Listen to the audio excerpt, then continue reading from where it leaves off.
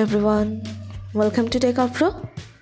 Today in this video, I'm gonna show you how to disable enter key to send messages in your WhatsApp. Before starting the video, please subscribe to Techavro. So let's get started. For this, you have to open your WhatsApp. Now click on three dots.